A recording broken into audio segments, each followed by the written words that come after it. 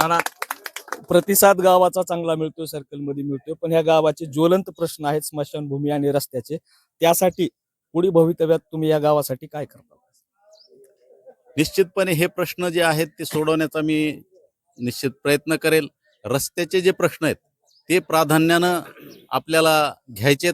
तालुक्यातील अनेक रस्ते ज्यावेळेस मी आमदार होतो त्यावेळेसच झालेले आहेत आणि ते आता खराब झालेले आहेत. तर त्यासाठी पुन्हा मोठा कार्यक्रम या शासनाकडं आपण तयार करून पाठवून ते मंजूर करून आणण्याचं काम निश्चितपणे करू. आमदार आपले रमेश आप्पा कराड साहेब आहेत, त्यांच्याही माध्यमातून या भागामधले रस्ते त्या जे जे काही प्रश्न आहेत, आता भूमीच्या बाबतीमध्ये गावकऱ्यांशी चर्चा करून जी काही अडचण आहे ती अडचण सोडवण्याचं काम आपण निश्चितपणे करू.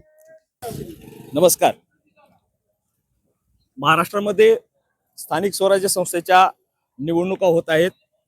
त्यातला ही तिसरा टप्पा आहे निवडणुकीचा, जिल्हा परिषद आणि पंचायत समिती. तर रेणापूर तालुक्यातील आपण कामखेडा या गटामध्ये आहेत. कामखेडा गटातील आपल्यासोबत माजी आमदार त्र्यंबकनाना भिसे आहेत. त्यांच्यासोबत या कामखेडा गटातील ज्येष्ठ नागरिक पण आहेत. काहीतरी त्यांचे महत्वाचे प्रश्न पण आहेत. सध्या प्रचारासाठी ते या कामखेडा गटात आलेले आहेत.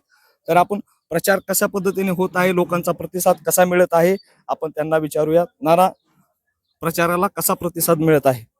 अतिशय उत्साही वातावरण आहे.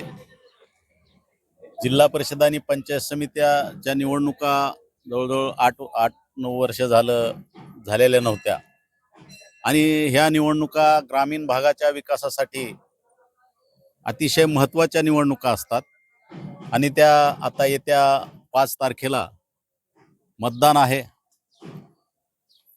भारतीय जनता पार्टीतर्फे सौ शरिता शंकरराव भिसे आणि जिल्हा परिषदेसाठी आणि पंचायत समितीसाठी दरेकर हे एक अतिशय चांगले उमेदवार या भागातून भारतीय जनता पार्टीनं दिलेले आहेत.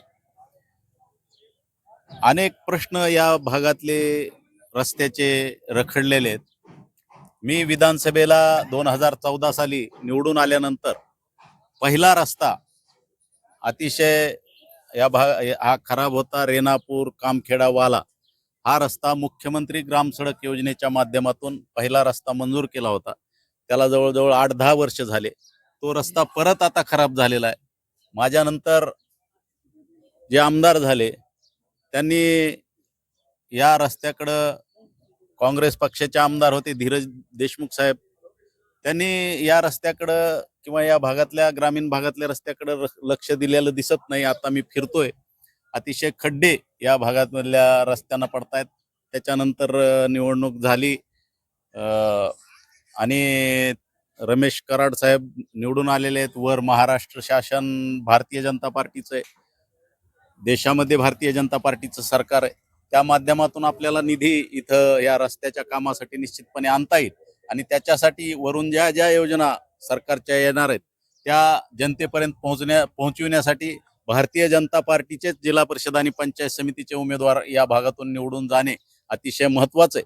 आणि विकासाच्या या गंगेमध्ये जर आपल्याला सामील व्हायचं असेल तर भारतीय जनता पार्टीच्याच पाठीशी राहायला पाहिजे, जेणेकरून या भागाचा विकास होईल. नसता या भागाचा विकास रखडला जाईल. त्यासाठी मी सुद्धा भारतीय जनता पार्टीमध्ये प्रवेश केलेला आहे आणि भारतीय जनता पार्टीच्या उमेदवारांचा आम्ही प्रचार करतोय. खूप उत्साही वातावरण या भागातून आहे. लोक सुजाण आहेत, लोकांना माहिती आहे कोणाच्या पाठीशी राहिलं तर ह्या भागाचा विकास होणार आहे. त्यामुळं निश्चितपणे भारतीय जनता पार्टीचे उमेदवार या तालुक्यातील 8च्या 8 पंचायत समित्या आणि 4च्या 4 जिल्हा परिषदा निवडून येतील असं निश्चितपणे आम्हाला विश्वास आहे. नाना, प्रतिसाद गावाचा चांगला मिळतो, सर्कलमध्ये मिळतो, पण ह्या गावाचे ज्वलंत प्रश्न आहेत स्मशानभूमी आणि रस्त्याचे. त्यासाठी पुढे भवितव्यात तुम्ही या गावासाठी काय करता? निश्चितपणे हे प्रश्न जे आहेत ते सोडवण्याचा मी निश्चित प्रयत्न करेल. रस्त्याचे जे प्रश्न आहेत ते प्राधान्यानं आपल्याला घ्यायचे.